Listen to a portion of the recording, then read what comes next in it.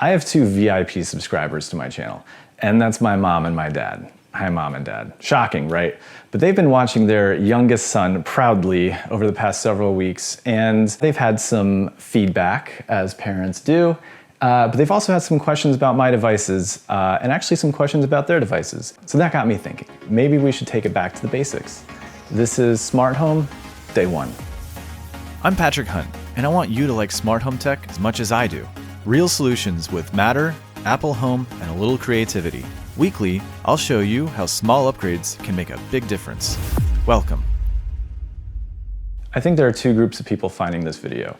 The first group are people that don't have any smart devices in their house, and they've been hearing a lot about it, and they'd like to try it, and they think 2025 is the year to do it. And then the second group, I think, are people that have a few smart devices in their house, and they're in different apps. It's all kind of a mess, and not everyone in the house has access to the apps. For example, one person can see a camera, but someone else can't. One person thinks the door is locking by an automation, but the other says it doesn't. This is the case with my mom and dad. They are definitely the latter group. And I think their story is a pretty common story. You don't build a smart home on purpose a lot of the time. You get a couple devices and you start using them with the manufacturer's app, and then you realize that it's more frustrating than it needs to be, and you wonder what the solution is. So this video is actually split into two halves. And the first half is if I were to start brand new my smart home in 2025, exactly what I would do and what I would avoid. And then the second half is for people who are in too deep already. They have some devices and they need to figure out how to organize them and make them accessible to everyone in the house. So if I were building a smart home from scratch in 2025, there's a few rules that I would follow. And the first rule is I would build it in Apple Home. I have an iPhone, I have an Apple Watch, I have an Apple TV. And if this sounds similar to you, or even if you just have the iPhone, it still makes sense for you to use Apple Home. It's a very easy to use, straightforward interface. And I think that's what's really necessary when you're building a smart home. You don't want to have to go to 50 different places to find where to do this or that. You will need a home hub, and this can be accomplished with a HomePod or HomePod Mini, or an Apple TV, either the older one or the newer version. If you get the newer version, you will also have Thread support, which is something that I'll talk about later.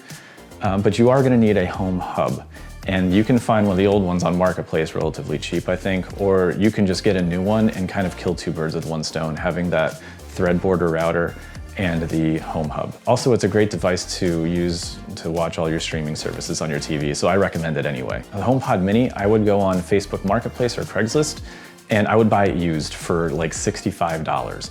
It's nearing the end of its product cycle, according to Mac Rumors, so I wouldn't buy it new, I would just buy it used, and that's gonna get the job done anyway. These things don't go through a whole lot in their use, so I'm sure a used one is gonna be in good condition. And then I would only buy devices that have the Matter logo. And this is a pretty important aspect of this because you wanna make sure that the devices that you buy are compatible in Apple Home. And the devices might, on the box, have the Apple Home logo, the Alexa logo, the SmartThings logo. They might have all these, but the most important one is that Matter logo. And there's a couple different ways that these Matter devices connect, and that is through Wi-Fi or through Thread. And if you have that Apple TV 4K, or if you have the HomePod or the HomePod Mini, these act as Thread border routers. So you're already set up with those, and you're good to go. If you don't have the new Apple TV or you don't have a HomePod and you just maybe have the old Apple TV, then it still acts as your home hub. And that's fine to just get started in Apple Home, but you won't have that Thread support. Not a big deal. Just make sure that when you buy Matter devices, it's Matter over Wi-Fi, not Matter over Thread. And it'll say built on Thread or something like that if it's Thread, and it'll say Wi-Fi on the box if it's Wi-Fi. But I recommend just getting the Apple TV 4K or the HomePod Mini, like I said, for about $65 used, and having Thread devices. It'll just make your life a lot easier in the future. You're kind of just future-proofing your home. So let me give you an example to kind of explain what Matter is. Think of it as a universal remote that you might buy for your TV so you don't have 4 or 5 different remotes laying around. So you have your TV, you have your soundbar or your surround sound, you have a streaming device, and maybe you have Verizon Fios Live TV, something like that.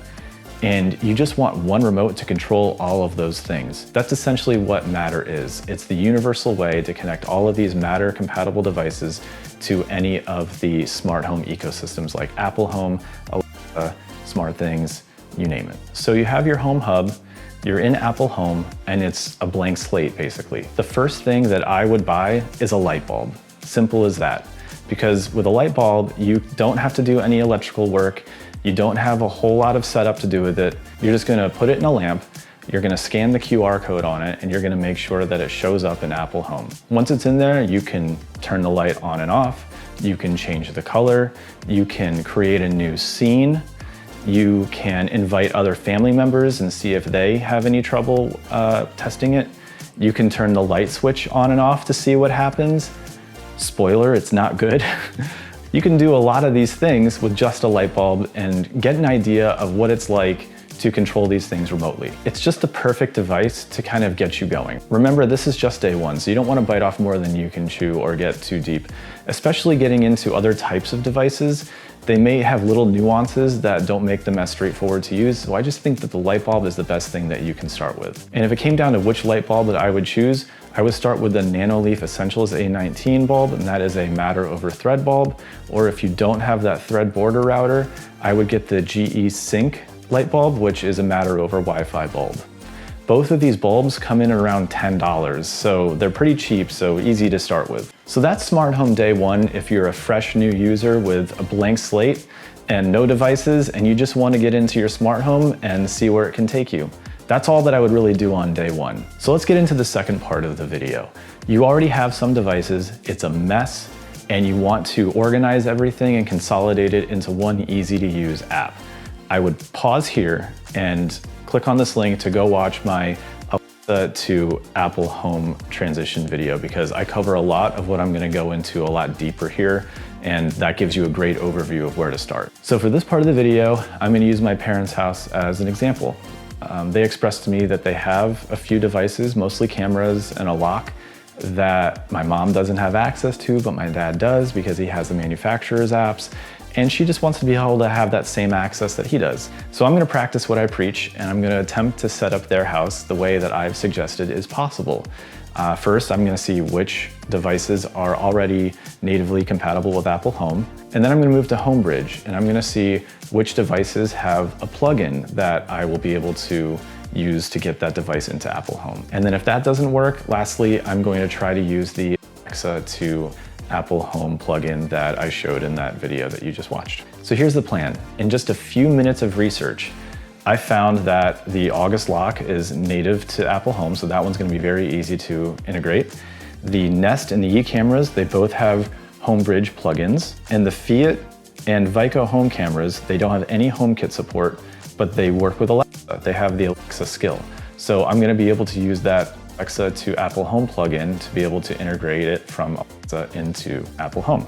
This part of it is completely untested. I'm recording this before I've actually done it, so I'm gonna report back to you and let you know how it went. But the goal at the end is that all of their cameras and their lock will be nicely integrated into Apple Home, and both my mom and my dad will have access to each device very cleanly in the Apple Home app. But unfortunately, that is not how it went. So this is me reporting back honestly with what happened. I gave myself 2 hours to try to get everything set up. And in that 2 hours, I just ran into roadblock after roadblock. I was able to get the August lock into Apple Home relatively easily, which I expected because it's already natively compatible with Apple Home. Then I moved on to Homebridge. The Yi plugin immediately did not work. The Nest plugin I had to tinker with for a while.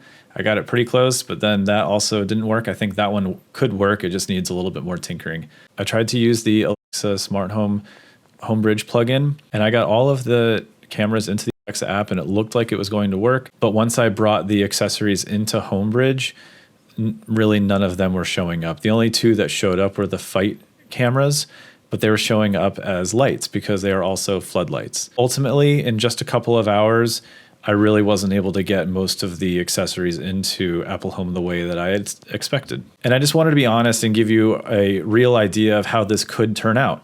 I was actually very surprised, given that when I did this Homebridge solution in my home, pretty much everything worked as expected.